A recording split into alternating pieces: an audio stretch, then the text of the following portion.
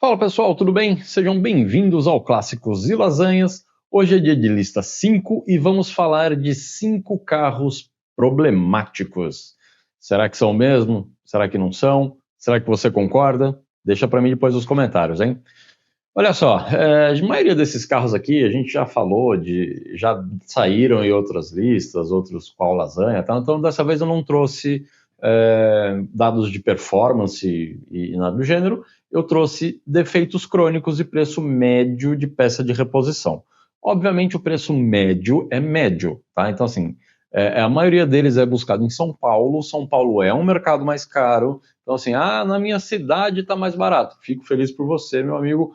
Me manda onde que é, porque talvez eu tenha que comprar peças aí, certo? Vamos lá? Eu vou começar com um carro aqui que é relativamente polêmico. Tá? Eu nunca tive um desse. Conheço gente que já teve, conheço gente que teve dor de cabeça com esse carro. E assim, era um carro que tinha tudo para ser legal demais. E estamos falando, eu quase comprei um desse uma vez, lá na época que ele era quase zero. Tá? Eu estou falando aqui do Gol 1.0 Turbo 16 válvulas da geração aqui G3, né? Esse é um 2002, G3, estão pedindo 25 mil, a FIP é 12 mil, e o cara já manda aqui, ó, junta do cabeçote queimada. O carro funciona, mas necessita reparos também no ar-condicionado. Isso aqui até que tá bonito, no geral, assim, né? Eu já vi o pessoal pegar e assim, aproveitar que é um Gol Turbo e troca o motor e bota um outro motor turbo, põe um 1.8 MI ou um 2.0 MI, turbina, e como está lá no documento Gol Turbo, o policial não tem como ver qual é o motor, se ele é 1.0 ou não, enfim, né, não tem um dinamômetro portátil ainda. De qualquer forma, é um risco que se corre, né? Este volante eu acho feio para danar, mas tá aí, ó, o carro tá em bom estado aparentemente, precisa aí de um cuidado. Eu trocaria esse volante, né, porque tá feio pra caramba. O teto tá limpo, por incrível que pareça. Tem alças no teto, que o Virtus não tem. Mas enfim, aí as fotos são ok. E este carro, vamos lá. Relatos de consumidores que tiveram problemas graves com cabeçote 16 válvulas, que ele pode apresentar trinca por superaquecimento. Tá? Problemas com o sistema de arrefecimento, com vazamento, são muito comuns e relacionados ao cabeçote, muitas vezes. Tá? Falhas no sistema de ignição e desgaste prematuro dos coxins do motor também são mencionados. Eu trouxe aqui o valor de algumas peças. Tá? Então, assim, ó, farol dianteiro, R$400 o par, em média. Retrovisores, R$250 o par. Disco e pastilha de freio dianteiro, R$300. E kit de embreagem, R$600. Não sei dizer. Diz aí para mim depois o que vocês acham desses valores e se esses valores batem com o que você que tem o carro ou aí na sua cidade, você sabe se custa isso ou não, tá? Lembrando que assim, eu faço muita pesquisa para fazer esses vídeos, tem muita coisa, obviamente, que acaba não dando tempo de verificar com mais calma, né? Então, normalmente eu entro aí no site, vou lá, jogo o preço, jogo a peça, vem a primeira, eu pego o resultado ali e vamos. Às vezes a dona inteligência artificial me ajuda, né? Muitas vezes. Por mais que a gente peça, às vezes, para pesquisar no site específico, às vezes não olha. Então, assim, vamos aprimorando aqui o nosso conteúdo. O próximo carro da nossa lista é demais, é linda, maravilhosa, teria fácil, mas morro de medo exatamente por causa do tamanho da lista de defeitos crônicos, certo? É mais complexa essa daqui, tá? Eu estou falando de um carro lindo, olha esse exemplar, gente. Alfa Romeo 164 3.0 V6. Esta é uma 1994, estão pedindo R$100 mil, a FIP dela é 27, completa, né? Airbag, 1994, airbag, CD, ABS, ar-condicionado, retrovisor elétrico, sensor de chuva, sensor de estacionamento, teto solar e vamos que vamos. É linda, está impecável essa daqui com as rodas originais, esse tom de azul maravilhoso. Olha que carro bonito. Bonito mesmo, né? É óbvio, é um Alfa, né? É um carro italiano, um esportivo, só que não, é um carro de luxo italiano, né? Então, assim, tem um design bem diferente mesmo, bem da década de 90, até um pouco espartano, vamos dizer assim, né? Mas é um carro muito legal. Esta daqui tem um detalhe, né? Ela é manual, tá? É uma V6 manual, ar-condicionado digital, botão para tudo que é canto. É muito legal esse carro. Olha este painel, gente. Que da hora. Esse ar-condicionado é muito bacana. Temperatura, blá, blá, blá, economia automático, enfim, para onde vai. Um rádio toca-fitas, me parece um Alpine de época, não dá para ver direito a marca. Tá aí, ó, design by Pininfarina, um teto solar que não poderia faltar, esguichadores, limpadores de farol, é muito legal. Os bancos de couro, banco elétrico, num carro 1994, né? Será que o cara acho que não pôs foto do porta-mala, mas deve ser um porta-mala gigantesco, né? 164 V6. Nossa, o que será? É o extintor isso aqui? Com medo de pegar fogo mesmo, hein, gente? Detalhe que é um V6 transversal, né? Doideira. Por que esses caras fazem isso, né? Trocar as velas ali do fundo, qualquer coisa, putz, você tem que desmontar metade do carro. Uma disqueteira Alpine, olha que da hora, gente. Fala aqui, quantos CDs? Compact Disc Changer, blá blá blá. Não dá para ver quantos CDs, mas isso me diz que era um toca-fitas Alpine. Tá aí, um exemplar fantástico. Não sei se vale 100 mil reais, eu não pagaria de jeito nenhum, mesmo que eu tivesse. E aí, ó, os defeitos crônicos da Alfa 164. Complexidade e alto custo de manutenção. O motor V6 é uma joia, mas precisa de uma manutenção especializada e peças caras, com dificuldade para encontrar mecânico com experiência nesse motor no Brasil. Problemas elétricos crônicos, tá? Falha no painel de instrumentos, vidro elétrico, sistema de ar-condicionado e outros componentes eletrônicos são comuns ter falha devido à idade e complexidade do sistema. É a excelente tecnologia da década de 90. Vazamentos de óleo no motor, tá? Esse V6 é propenso a vazamento, especialmente nas juntas e retentores, que podem ser caros para reparar, devido à dificuldade de acesso, que eu acabei de falar aqui. Suspensão dianteira sofre desgaste prematuro de bucha, pivô e amortecedores, resultando em ruído e perda de estabilidade. As peças de suspensão são específicas e podem ser difíceis de encontrar. Agora, você imagina meter ali um carro italiano desse de luxo, o Alfa Blaster, no asfalto brasileiro, né? Não tem jeito. E a disponibilidade de peça, né? São peças importadas e raras no Brasil, o que eleva o custo e tempo de reparo. O farol dianteiro aqui, peças usadas ou recondicionadas, R$ 1.800 o par, tá? O retrovisor, o par, se você achar, o par não, aqui está unitário, se você achar R$ 1.000 na média. Jogo de disco e pastilha de freio dianteiro, R$ 900. Kit de embreagem a partir de R$ 2.000 por ser importado. Então, varia de acordo com a moeda, né? No caso, você pode trazer dos Estados Unidos e pagar em dólar, você pode trazer da própria Itália pagando em euro. Aí já fica. Os dois vão ficar complicados, né? Mas é um carro muito legal, um carro lindo, maravilhoso, que é uma baita de uma bucha aqui e é problemático, né? Infelizmente, é um carro problemático. O próximo, olha só, o próximo ele é conhecido por ser problemático, por ser uma bomba, mas ao mesmo tempo, assim, tem tanta gambiarra nos que a gente vê hoje à venda que me mostra um carro que aguenta o tranco, né? Estou falando dele, do Fiat Maré. Obviamente, estou falando do Maré Turbo, né? Isso aqui, carros com manutenção em dia, nunca mexido, pintura conservada, banco de couro, teto solar completo. R$ 65 mil, FIP de 33.800. Tá legal, ficaram legais essas rodas, né? Essas rodas eram do estilo, se eu não me engano, escurecidas aqui, ficou bacana. O carro preto, muito bonito, eu gosto exatamente dessas lanternas aqui. Eu não sou muito fã do facelift que fizeram aqui, que trocaram a lanterna, né? Fizeram aquele corte ali do porta-mala, enfim. Não gosto muito, eu prefiro essa. com teto solar. É um carro muito legal. Eu adoro o Maré. Eu acho um carro lindo. O barulho desses 5 cilindros é fantástico, né? Mas é aquele carro que a gente fica com medo. Esse aqui está com 141 mil quilômetros, todos os manuais e coisas do gênero, né? Enfim.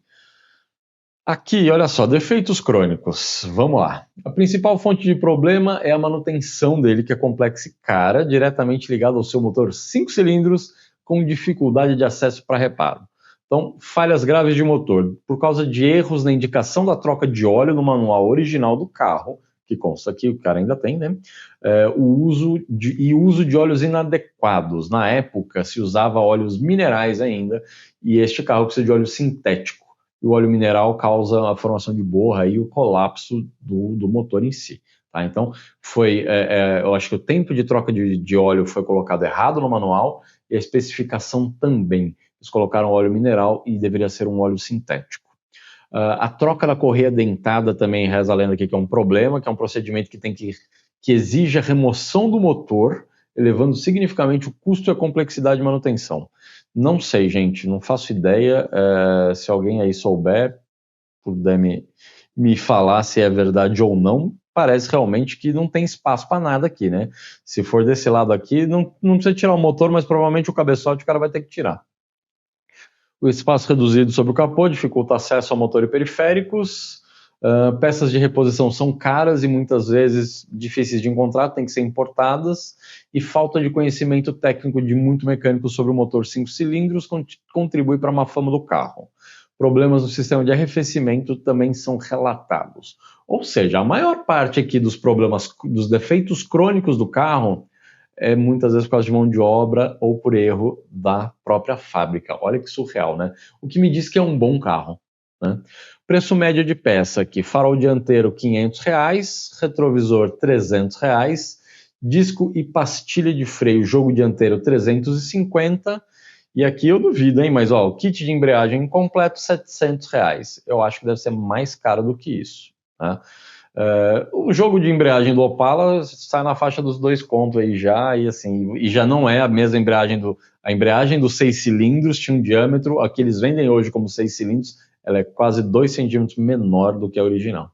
Enfim, funciona, mas gasta mais rápido, né?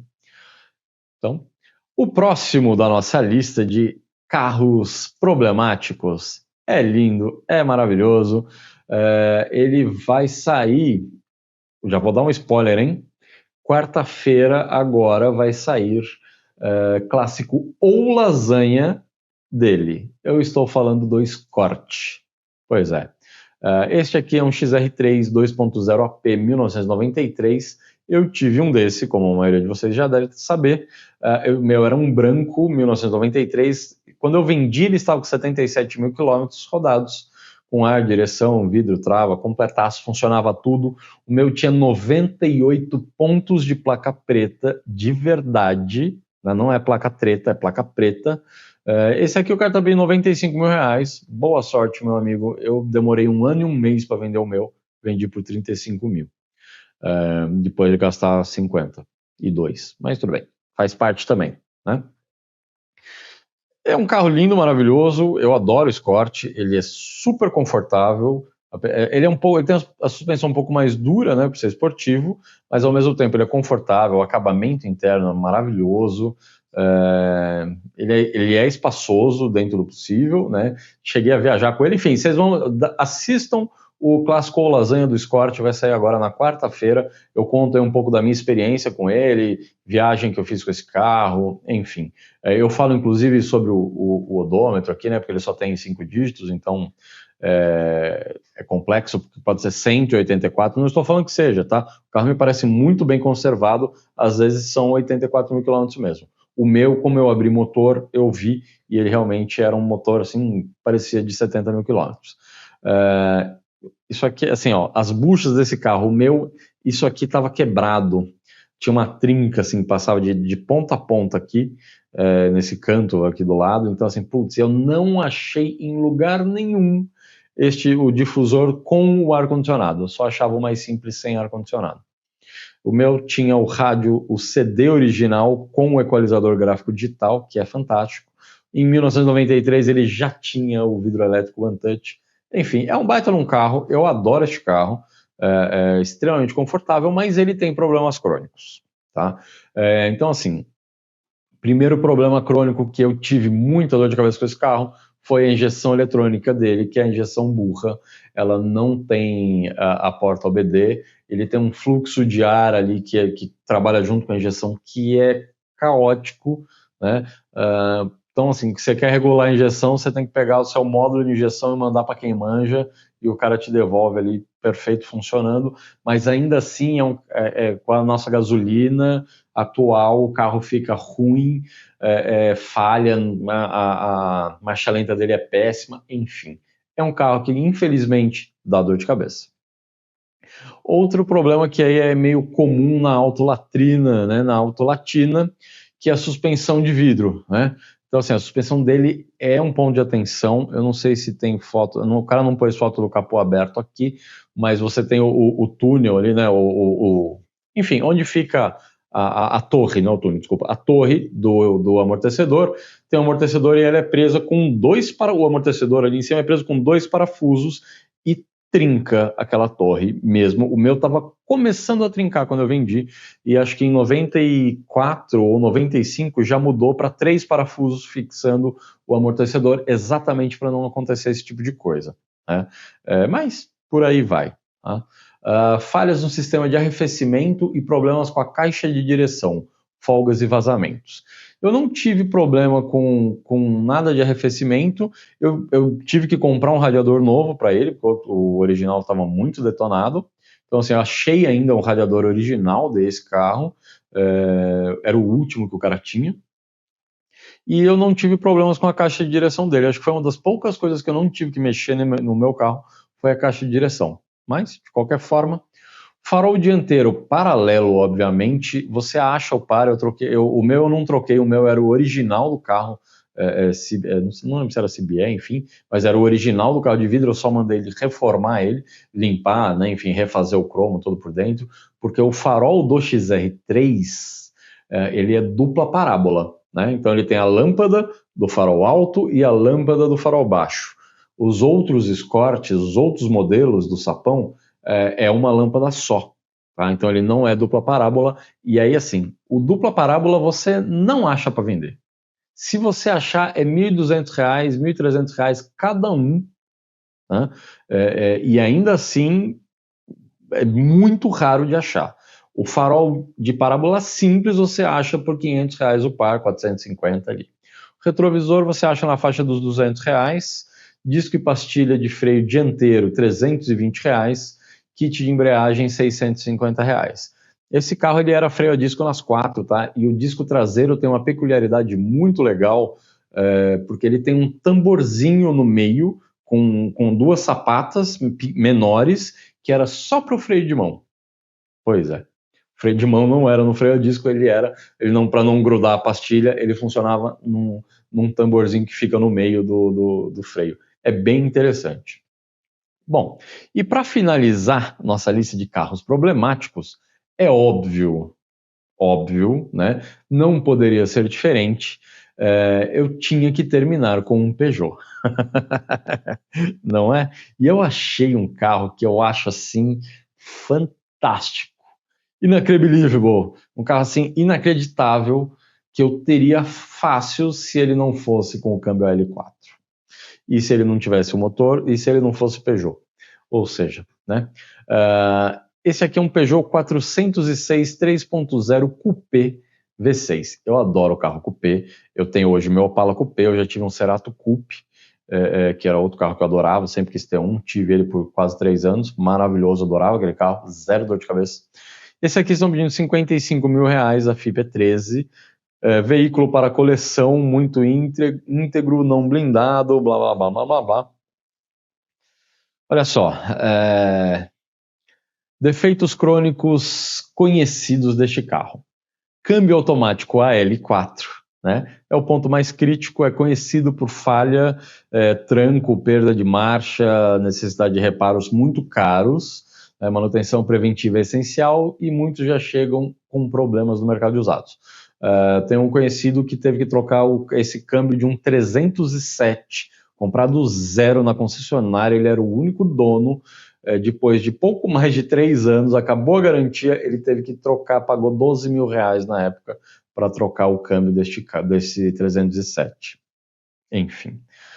Problemas elétricos com falhas em sensores, módulos, vidros, sistema de climatização e outros componentes elétricos são comuns, exigindo diagnósticos complexos e peças específicas. Eu conheço um eletricista que fez um trabalho para mim no Opala uma vez e ele fala: não mexo com Peugeot. Ponto. Ah, mas é só fazer. Não mexo. Ele falou: eu não troco um fusível de um Peugeot. Ele é eletricista, assim, ele falou: não trabalho com Peugeot, porque dá problema. Né? Eu não sei, eu estava ouvindo em algum lugar esses dias, o pessoal falando que assim, foi um dos primeiros carros que que tem menos fio, a fiação, o chicote é menor, porque usava uma linha só de comunicação, enfim, tem alguma coisa do gênero que eu não lembro agora, não quero falar besteira, depois eu vou pesquisar com calma e faço outro vídeo. Componentes da suspensão: bucha, pivô, amortecedor podem apresentar desgaste acentuado e a reposição de peças cara e difícil de achar porque são importados. Aliás, o próximo item é esse, ó. Disponibilidade e custo de peças. Por ser um carro importado de nicho, peças são difíceis de encontrar no Brasil e têm custo elevado, principalmente para o motor V6 e o câmbio.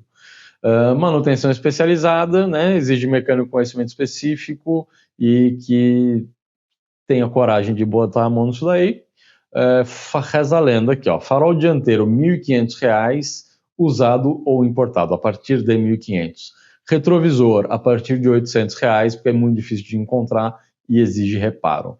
Disco e pastilha de freio, R$ 600, dianteiro. Embreagem não tem, porque é um carro automático, né?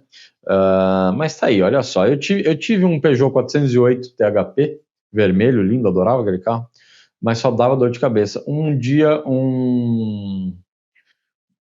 bateram no meu retrovisor, quebrou o espelho só a lâmina, né, do retrovisor. Isso aí, gente, assim, eu tinha um Peugeot 2013, eu comprei ele em 2013, né, e esse carro, isso daí que eu tô falando para vocês foi 2015, acho. Bateram no meu... Então, assim, era um carro que ele ainda era produzido, ele estava em linha, era um carro com menos de 2 anos de uso, 2 anos de uso que seja. Eu tive muito problema, troquei 2 bombas d'água, troquei 3 bombas d'água, troquei 2 tampas de válvula, troquei todas as buchas de suspensão, amortecedor dianteiro, borracha de vedação da porta, bateria, assim, troquei coisas que, obviamente, tudo em garantia. Pelo menos nisso eu tenho que falar que assim, a Peugeot trocou tudo em garantia nesse carro. Mas era um carro que eu não teria usado de jeito nenhum. Mas teve uma única coisa que assim foi surreal: a lâmina do retrovisor, só o espelhinho.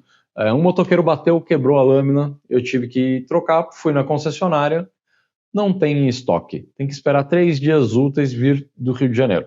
Só que os 3 dias úteis da Peugeot, eu já tinha caído nessa, né? Os 3 dias úteis na época era de 5 a 7, normalmente, tá? Então, assim, você ligava no 3º dia útil, não, mas é 3 dias úteis a partir do momento que pede a peça, o cara demorou 2 dias para pedir, o cara demorou 3 dias para pedir, o cara pediu, perdemos o pedido, sempre tinha uma desculpa e sempre demorava muito mais do que os 3 dias úteis, era 5 a 7 dias úteis normalmente. E assim, os caras não tinham uma lâmina do espelho na concessionária. Então, assim, pô, e era o mesmo espelho do 408, do 308. Então, assim, pô, eram carros que eram vendidos com, né? Aí o cara da concessionária, tá? A concessionária não existe mais, nem lembro o nome. Enfim, o cara da concessionária de peças que eu já conhecia, ele falou: você tem 50 reais aí? Eu falei: tenho. Eu dei 50 reais. Ele falou: então dá 50 reais aí a chave do carro. Eu dei 50 reais para ele, a chave do carro. O cara pegou o carro, subiu para a oficina, demorou aí 20 minutos, desceu com o meu retrovisor certinho, bonitinho, com a lâmina no espelho. Ele falou: tem um 308 lá em cima que deu perda total. Eu subi e pedi para os caras tirarem lá e colocarem no seu carro. Enfim, tirem suas conclusões, né? Mas tá aí. Este carro é lindo, maravilhoso até hoje. O design dele obviamente um pouco datado, dá para ver que é um carro da década de 90, né? Mas eu acho o design dele maravilhoso, essa caída da carroceria, a lanterna, frente. Eu acho esse carro lindo, de verdade. Para mim é um carro maravilhoso. Design dessa carroceria Pininfarina, né? Não tenho o que falar. Olha este perfil, que coisa linda. Esse interior. Peugeot sempre fez carro bonito. Isso não tem dúvida, não tem discussão. Os carros da Peugeot são bonitos, são confortáveis, andam pra caramba. Olha só, o acabamento deles é excelente. Esse carro me parece ser 4 lugares, né? O acabamento é excelente, mas infelizmente não são carros feitos para o Brasil. Não são carros feitos. A manutenção da marca na época era terrível, né? E são carros biodegradáveis, vamos dizer assim, tá? Mas tá aí, freios Breno. É um carro muito legal, muito bonito mesmo. Se não fosse tão problemático, eu teria. Mas e aí, vamos recapitular. 5 carros problemáticos. Me fala se você teria algum deles. Volkswagen Gol 1.0 Turbo 16 válvulas. Esse é eu trouxe um 2002. Alfa Romeo 164 3.0 V6 94. Fiat Marea 2.0 Turbo 5 cilindros 20 válvulas 2001. Ford Escort R3 2.0 AP Auto Latina. Isso serve também para o Pointer GTI, para o Logos Wolfsburg Edition, enfim, todos os carros que tem a mesma coisa ali. Peugeot 406 Coupé V6 automático AL4. Você teria algum desses carros problemáticos? Fala para mim aqui nos comentários se você tem ou se você já teve. Eu já tive Escort, não teria outro. E eu acho que assim, dessa lista aqui, talvez, muito talvez, eu me arriscasse com o Fiat Marea. E você? Fala aí para mim. E lembra de curtir o vídeo, de dar o like, de seguir o canal, ativa as notificações, compartilha com os amigos e até a próxima. Valeu, pessoal!